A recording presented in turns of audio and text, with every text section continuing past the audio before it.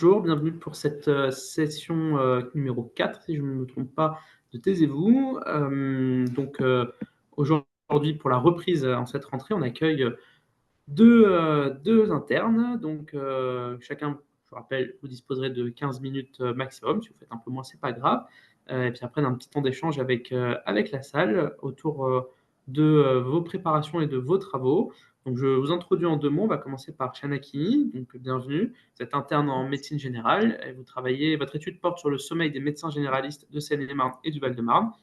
Et moi, je ne vais pas en dire plus, puisque je vais vous laisser la main, que ce soit pour partager ce que vous voulez, et puis surtout en termes de parole. Et donc, à vous la parole.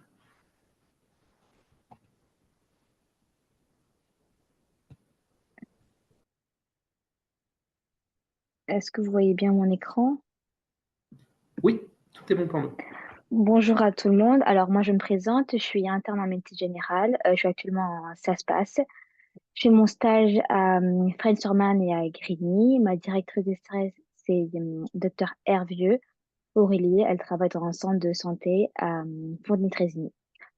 Alors ma thèse, elle a porté sur le sommeil des médecins généralistes de Seine-et-Marne et Val-de-Marne. Pour faire une petite introduction, on sait très bien que le sommeil est essentiel à la santé. Elle représente environ un tiers de notre vie. Selon l'Institut national de vigilance et de sommeil, il existe deux types de contraintes qui affectent le sommeil. Il y a l'environnement professionnel, les horaires de début et de fin de travail, le stress au travail, le temps de trajet pour le travail. Tout cela affecte le sommeil. Il existe aussi l'environnement familial, le fait d'avoir des enfants de bas âge, les obligations de vie familiale aussi ont un impact sur le sommeil. Selon plusieurs études, il existe une association forte entre le sommeil insuffisant et le risque accru de surpoids, d'hypertension et de maladies cardiovasculaires chez les Français. L'insomnie reste la plus fréquente des troubles du sommeil. L'insomnie se définit par une insatisfaction de la quantité et de la qualité du sommeil, associée à des difficultés à initier, maintenir le sommeil ou à des réveils malgré un environnement adéquat. Dans la population générale, la prévalence de l'insomnie est d'environ 15 à 20%. Parmi les facteurs de l'insomnie, on retrouve les événements de vie, deuil, séparation, chômage, autres circonstances pénibles, la consommation d'excitants, de repas copieux, d'exercices physiques en fin de journée, coucher et horaires irréguliers de coucher et de réveil, surstimulation des écrans, tabac et plein d'autres facteurs.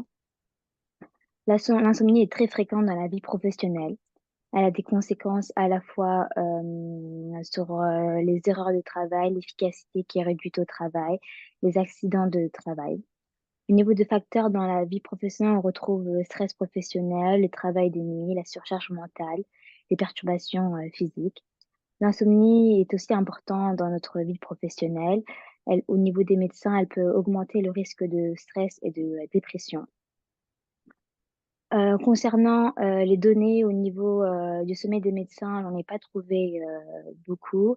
J'ai trouvé une étude sur les anesthésies réanimateurs en France qui montrait que plus de la moitié souffrait des troubles de sommeil. Au niveau des facteurs aggravants, on retrouvait à la dette de sommeil selon l'âge, le nombre de gardes supérieur à 5 par mois, le tabagisme et l'utilisation d'écran avant de dormir. Mais je me suis principalement focalisée sur Val-de-Marne et Seine-et-Marne parce que ce sont des départements où je voudrais travailler par la suite. L'objectif principal de l'étude, c'est de déterminer la fréquence de l'insomnie chez les médecins généralistes. Et l'objectif secondaire serait plutôt d'identifier les facteurs qui sont associés à l'insomnie et savoir s'il y a des répercussions sur leur pratique. Ma question de recherche est la suivante, c'est quelle est la fréquence de l'insomnie des médecins généralistes de Seine-et-Marne et Val-de-Marne a-t-elle une répercussion sur leur pratique? Pour répondre à cette question, je vais faire une étude quantitative, plutôt du coup observationnelle transversale. La population cible, ce serait du coup des médecins qui sont en activité dans ces deux départements. Recrutement via plusieurs canaux. J'ai publié des messages sur Facebook. J'ai contacté du coup lors des médecins du 7 du 94. J'ai essayé d'envoyer des mails au CPTS, aux maisons de santé. Et j'ai essayé de publier aussi via Armothèse, mais on dit comme c'était plutôt sur deux départements qu'il fallait que que je fais la diffusion moi-même, c'était pas vraiment une population assez large. Selon l'ARS, au niveau des médecins, on serait plutôt autour de 3000 médecins. Je dois avoir 300 réponses. Bon, actuellement, je suis à 25 réponses. Voilà. Concernant mes hypothèses, voilà, la profession médicale, on sait qu'on a des horaires irréguliers, on a beaucoup de stress au travail qui peut affecter le rythme circadien, entraîner la fatigue, ne pas avoir un sommeil réparateur. C'est un travail qui est assez chargé en émotions, en responsabilités. On est souvent face à des situations tragiques, stressantes. Tout cela peut augmenter l'anxiété, le stress et affecter davantage le sommeil. Le manque de sommeil a aussi un impact sur la performance, sur l'attention, la concentration. En tant que médecin, on a besoin d'être alerte, réactif pour prendre des décisions médicales importantes. L'insomnie affecte aussi la mémoire, les capacités cognitives. En tant que médecin, il faut qu'on se rappelle de plusieurs protocoles, de recommandations, de détails complexes. Et le manque de sommeil peut affecter tout cela et rendre ces tâches difficiles et augmenter les erreurs médicales. La- les perspectives pour cette étude, c'est bon, on sait bien que le sommeil est important pour la santé, le bien-être. Le fait de comprendre un peu mieux la qualité de sommeil des médecins, de comprendre mieux l'impact sur leur santé mentale, physique et la performance, va nous permettre de savoir un peu plus les domaines où on peut améliorer, voir si on peut promouvoir un peu plus le sommeil, sensibiliser le sommeil parmi les médecins, voir si on peut faire des aménagements d'environnement pour leur proposer un environnement de repos quand ils ont plus de temps. Voilà. Merci pour votre attention. Merci beaucoup. Donc, petite question et petite remarque. Tout de suite, j'ai noté que vous aviez dit que Seine-et-Marne, Val-de-Marne, c'est un endroit où vous aimeriez travailler plus tard. Octave serait très heureux de vous accueillir, hein. On le note plus tard, faudra pas hésiter. Mais je reviens sur votre étude. Comment est-ce que les médecins seraient amenés à remplir, à répondre à votre étude, à remplir votre questionnaire? Est-ce qu'il y a un lien? Est-ce qu'il y a une plateforme? Oui, Comment ça se passe? ouais, j'ai fait mon questionnaire sur Pharmaform. Je l'ai commencé à publier en avril. Pour l'instant, j'ai 25 réponses. D'accord. Et donc, le lien, vous nous l'enverrez, nous, on pourra le mettre, on pourra le diffuser par la suite. Oui, oui, très bien, oui, oui. Très bien, parfait. Donc, on diffusera le lien avec le replay de la vidéo et voilà, pour le retrouver. C'est juste pour le Et signaler. j'ai mis mon mail aussi à la fin. J'ai eu certains médecins qui m'ont demandé d'avoir les résultats en fin d'études. Du coup, j'ai mis séparément les mails pour les médecins qui voulaient être informés par la suite des résultats du coup.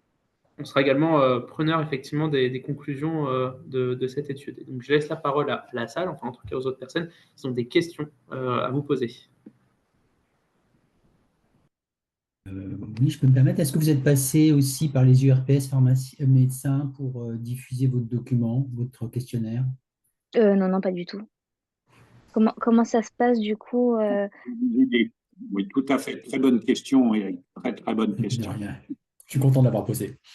Très, très bien. Moi, j'aurais inclus les pharmaciens aussi hein, sur le sommeil. Bon, moi, je tiens à vous remercier sur ce questionnement et comme la CPTS a comme objectif de prendre soin de tous les professionnels de santé, eh bien, vous avez bien raison de travailler sur le sommeil.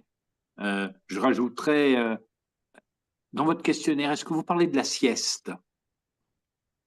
Non. Et voilà. Peut-être qu'il y a une case où on peut mettre autre et on voilà Oui, ça, j'avais mis autre, ouais. Ouais, ouais, je l'avais mis autre, autre. parce que c'est une pratique qui est c'est micro-sieste, hein, voilà, pour ceux de ma génération, puis de retourner vers nous, puis on vous indiquera par rapport, on diffusera votre questionnaire et ne vous inquiétez pas peut-être du nombre.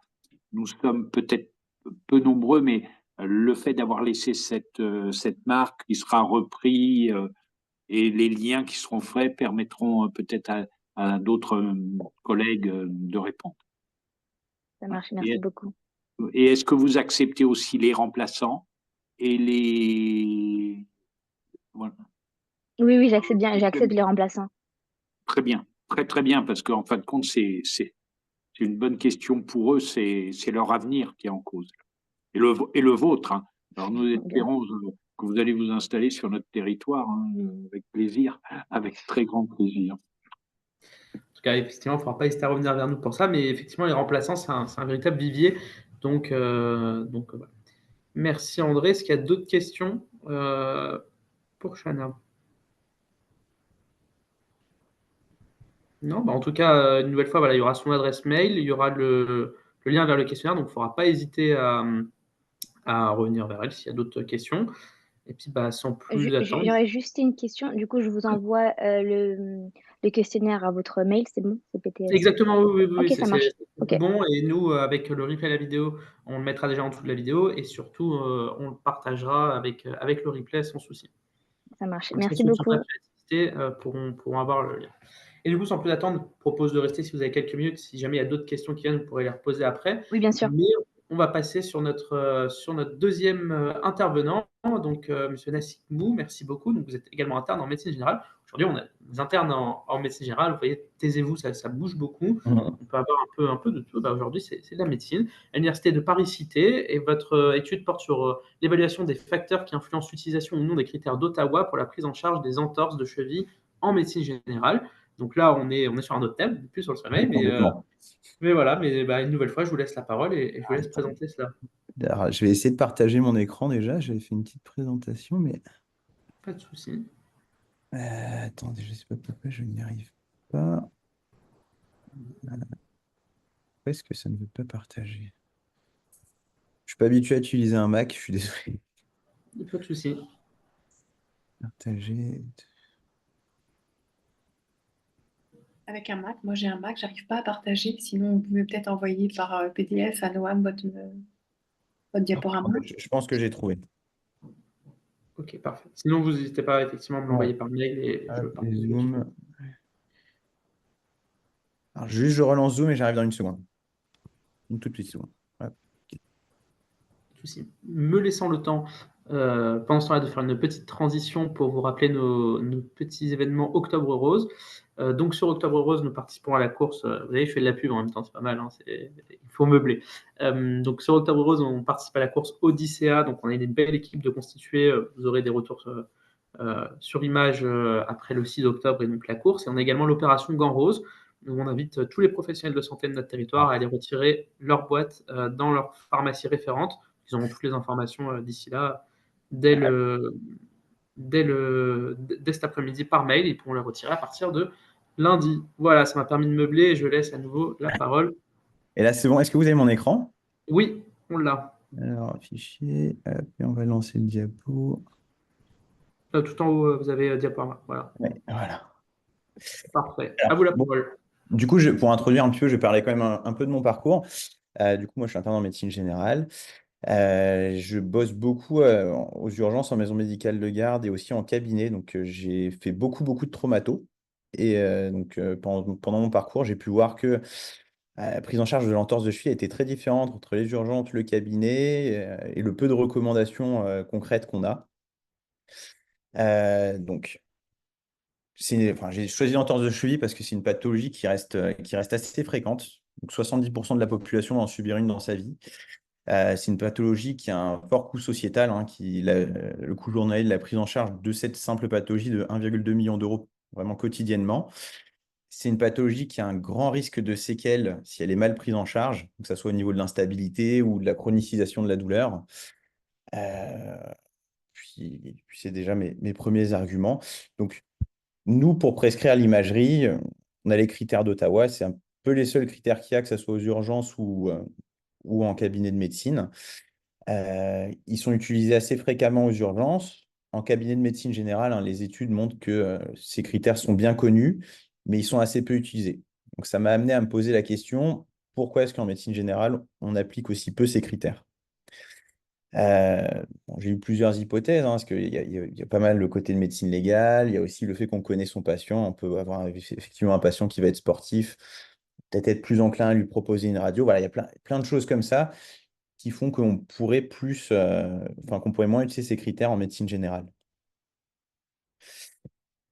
Donc moi, le but de mon étude, c'est vraiment déjà de réévaluer la connaissance de ces critères par les médecins généralistes, d'identifier surtout les facteurs qui vont pousser à ne pas utiliser ces critères.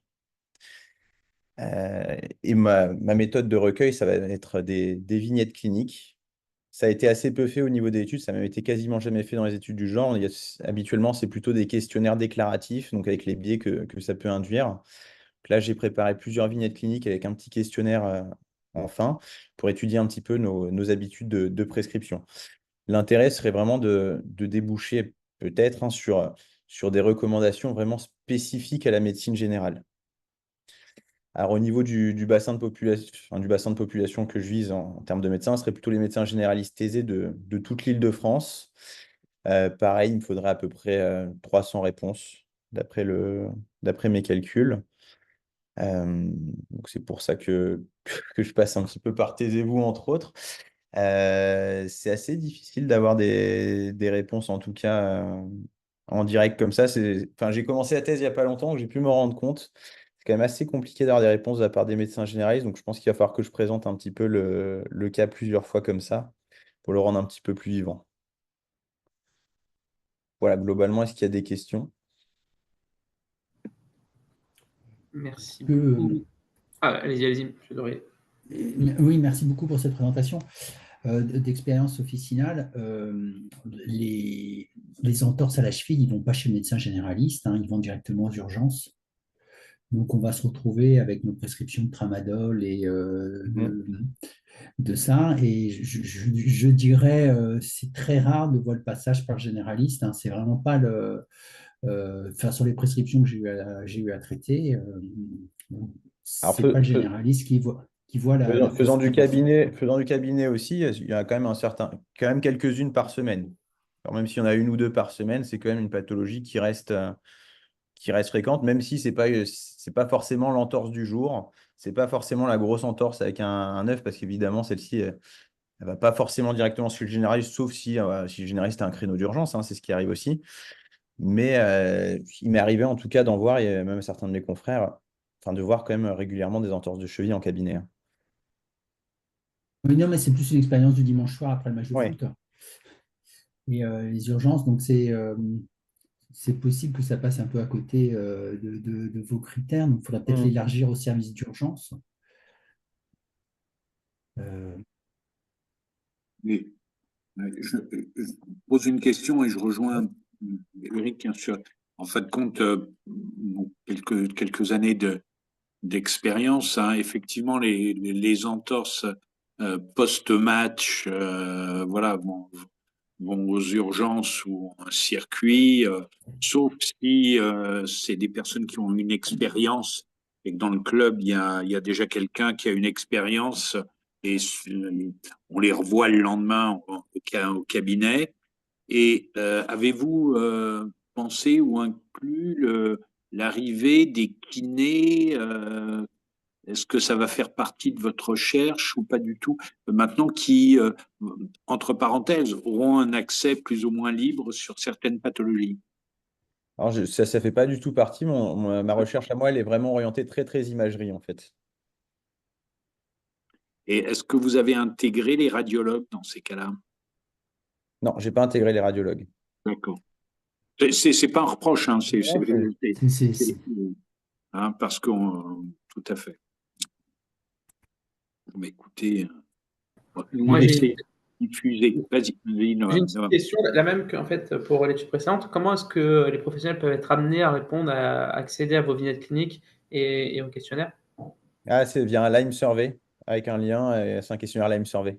Ok, donc c'est un lien également qu'on va Ouais. pouvoir intégrer, pareil, qu'on va pouvoir envoyer par la suite à la suite de Bah, ce. en fait, c'est pour ça que je vous avais envoyé un mail.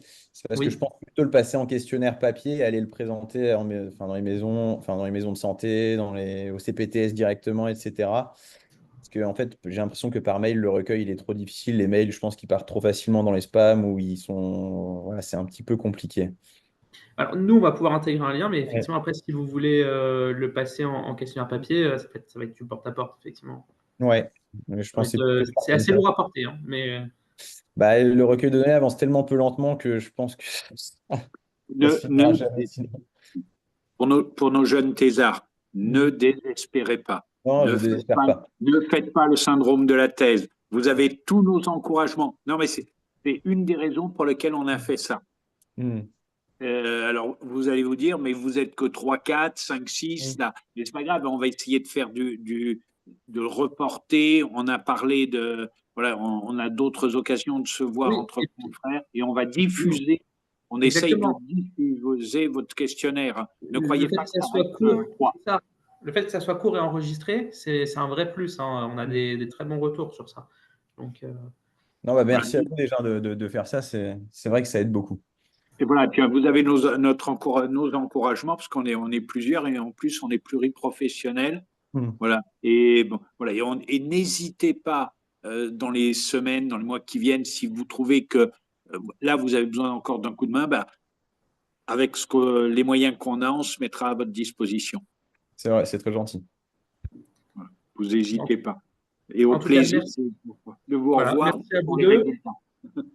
Merci à vous Merci deux. beaucoup. Merci à tous d'avoir été présents. On vous donne donc rendez-vous pour notre prochaine session le 31 octobre. Vous recevrez les informations comme d'habitude. Et puis en attendant, vous retrouverez le replay et les liens très prochainement, le temps qu'on vous envoie tout ça. Et puis, on vous souhaite une excellente fin de journée, une excellente après-midi déjà. C'est déjà le plus important. Merci. Et puis à très bientôt.